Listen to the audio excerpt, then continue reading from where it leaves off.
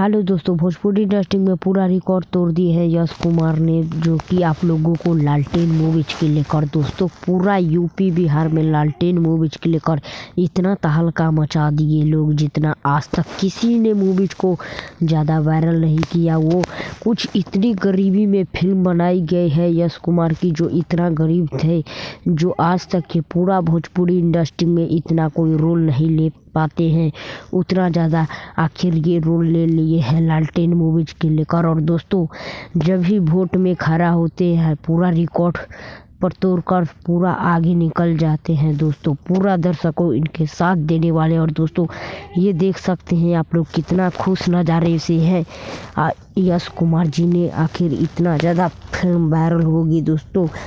30 दिसंबर को रिलीज़ किया जाएगा हॉल सिनेमा घर में, तो आप लोग ज़रूर देखेंगे। तो चलिए दोस्तों, वीडियो कैसी लगी और लाइक कीजिए, चैनल को सब्सक्राइब कीजिए। वीडियो कैसी लगी कमेंट बॉक्स में ज़रूर बताइए। खबर आप लोगों को ज़रूर पहुंचना चाहिए, क्योंकि आप लोग भोजपुरी इंडस्ट्री का दीवाने होने वाले हैं इस मूवीज के लेकर। तो दोस्तों कैसी लगी वीडियो आप लोग कमेंट बॉक्स में ज़रूर बताएं। नेक्स्ट वीडियो के साथ मिलते हैं, तब तक के लिए बाय।